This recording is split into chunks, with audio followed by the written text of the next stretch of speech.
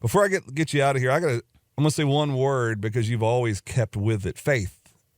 On stage, in the studio, with your kids, your wife. When I've been alone with you in a car and we've had conversations or on the phone, faith has always been a part of it for you on some level. Man, I am not steering the boat by any means. God is, and that's how I want it. I don't want to drive this ship, man. I just want to be a small piece of the puzzle. And I took a deal years ago called Marriage on the Rock with my wife about putting God first, putting your spouse second, putting your kids third, then putting everyone else. And having that roadmap has helped with my career so much. Just, having that outline, you know how it's going to work. Sure. And it just tests your faith. When you do that, you have some little test in there to just see if you're going to remain faithful. I'm only laughing because, yes, they are. It is. It's like, man, what are we going to do right now? Are we going to worry about it? Are we going to pray about it? Well, if you're going to worry about it, don't pray about it. If you're going to pray about it, don't worry about it. Amen. So, man, we just try to take that. I don't think we nail it. That's every pretty good. time, You write that down and put it in a song for the record. Hey, get a word, get a third. For sure, man. He's like, maybe. Man, I always think in hooks. I always have, So I don't even really get too far into a song anymore. I think I just write down one-liners in there, and we go back through and just pick what would be a good song. And if the three of us are sitting here and we're writing or we're going to pick a song, it's got to be something that at least two of us are pretty passionate about. You know what I mean? And we can see it. Sure. Because sometimes, man, I've wrote with people and they go, I see it. And it's just like, there it is, 30, 45 minutes you got to hit. Man, we did that in Arkansas. We wrote Sitting Here and Touch the Water, 2 number-1 hits here in Texas in about an hour and 15 minutes. That's pretty good considering some people you hear them writing a song that's years. Like they write a verse and they shelve it.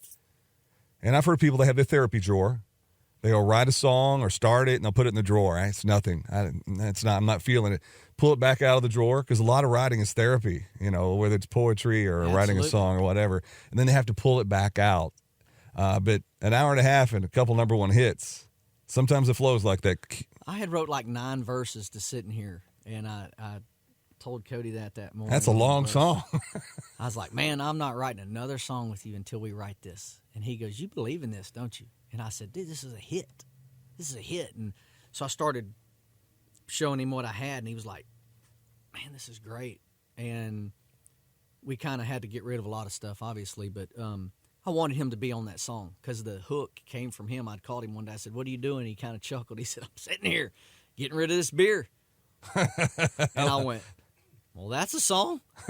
Like, dang, why we wrote that? And so literally I just wrote it down, and man, I wrote all this stuff to it. And then once he seen it and heard it, he was like, man, this is good. So that's probably, man, I don't know. We've got so many now, but I think that's up there. Any chance there's a cut on the Leather double album that you guys written together?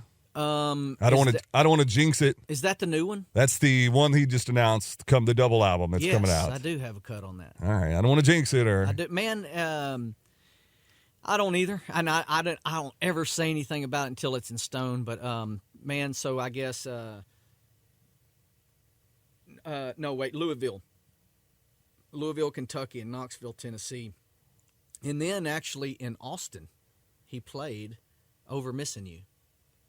And he said, man, I've never done this. That was actually the first time that he'd ever played it in Texas at Moody Center. Really? So you got to hear it first, but it was called Over Missing You. A song that I was out of town for, I think, 4 days in Nashville. We did 9 songs in 4 days in Nashville. I flew back in to do a show in Amarillo with him. Drove back in and got to my house and slept in my bed one night. And we had to go back to Bay City to write for 5 more days. And I was like, "Ooh, man, nobody told me about this." You know what I mean? Like, yeah. This is the part where you really got to dig deep. And I kissed my wife bye that morning. I grabbed her and I kissed her and I said, I'm over all this missing you. And I went, I'm writing that this week. I'm writing that for you. And so man, I'm driving down the road in my van and got my knee on the steering wheel, and it's just coming to me. And so I write down all the setup and what I thought. And I actually got down there. We were writing it Run and Gun in Bay City. And they've been great to us and kind of give us a room to go down there and write. And I wrote that song with Helene Cronin, Trick Savage, and Scott Shawn White. And Trick said, "Man, do you mind if I hijack your idea?" I said, "I'd love for you to," because he's wrote stuff like a Bible in a 44. I mean, he's a legitimate guitar picker and writer. And anytime he listens, talks, I'm going to listen. I'm like, man, what do you want to do, Trick? He's that good. And I've wrote a lot of great songs with him. But he had that idea, and, man, once we all got on board with it, it just kind of, I think we finished that song at like midnight. But it was one of them that I felt strong about. And out of 20 or 30 songs that I pitched Cody this year, that was the only one that actually stood and made it. And we pitched him some great stuff. I pitched him I'd Choose You and If I've Learned Anything. And I don't remember how many. We had one in there, I think. There's no tell. I had a bunch of songs that I pitched to him, but that one. I have a feeling after the year that Cody Johnson has had, he's getting a lot of people in his ear pitching songs. We got, what was Alan Shamblin? I'm a huge Alan Shamblin fan, and just of his writing and his talent. And we had a song in there called You Had to Be There. And when Cody heard it, he said, "Man, this is so good." He said, "It made me cry." And we got beat by Alan Shamblin. And I was like, "Yes, sir." That's what I'm talking about. You know what I mean? We'll take it, to be beat by Alan Shamblin with a songwriter, that's like a feather in your cap as far as I'm concerned. And so I was writing with Bernie Nelson and Jake, and I got to telling him about that. And I said, "Man, I'm a huge Alan fan." And Brandy, Cody's wife, was like, "I want you to write with Alan Shamblin this year." And so I said to him, to Bernie, I said, "Man, I'd love to write with Alan." He said, "Well, let's call him." Called him up right there and said, "Hey, man, got these young guys up here, and I think you ought to write with Jesse." He said, "I'd love to." So, man, this year, we're going to get to check some more stuff off the bucket list. You just got them certain writers that are like way better than you are, and you just want to I've never get written. in there and I let would them never rub know. off. I would feel, I don't know. I tried to write a song once. I actually co-wrote one, and I can't even say the name of it. It's the Bunk Sock Blues. We'll leave that for another day. If you've never been on the bus, you would never understand. And everyone in the room's laughing, but Nine pairs of socks right there in the middle. Why are y'all laughing for? Stinking to high heaven. The other one was If I Cross Her One More Time, She'll Make an X Out of Me, which is I thought was a great concept that was never finished. So that sounds like a dying song. Yeah, it does. Kind of. Yeah. I've got one called History Lesson, and it's kind of like that. It's like your history. I hope you learned your lesson. Hanging out, Jesse Raub Jr. Before we get out of here, do one more song for us. All right, man. Let me think here. All right.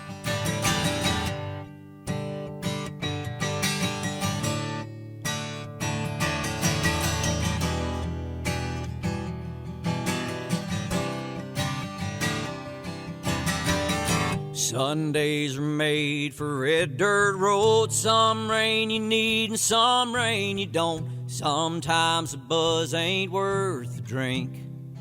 If I've learned anything, sunglasses sink and cold beer floats. Clean out your truck and don't buy a boat. Golf is harder than you think. If I've learned anything, some girls you like, some girls you love. Sometimes it ain't what you thought it was. Some things you get your fill, some things you never will. There's hell you raise, there's hell you pay. I picked a lot up along the way, but I ain't as smart as I like to think. If I've learned anything,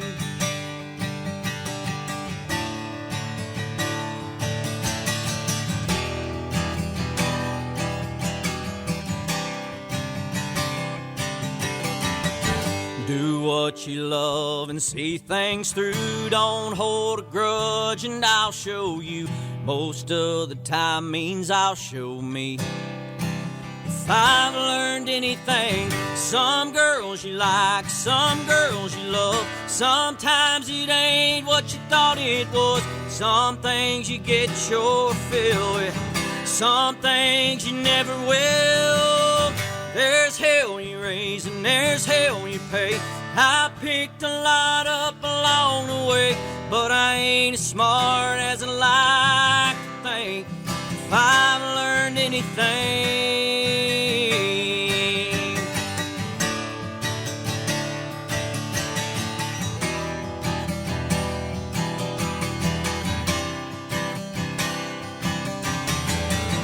if she's the one, you're gonna make it work. If you're gonna lie, you don't lie to her, 'cause that's more than just a diamond ring. If I've learned anything, some girls you like, some girls you love. Sometimes it ain't what you thought it was. Some things you get your fill with, some things you never will. There's hell you raise and there's hell you pay. I picked a lot up along the way, but I ain't as smart as I like to think. If I've learned anything, if I've learned anything,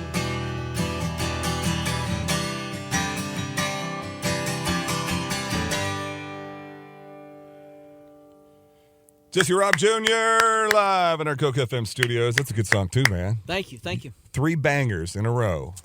Man, just trying to keep writing great music, man. I think that's anything that all of us want, man, is to write great music.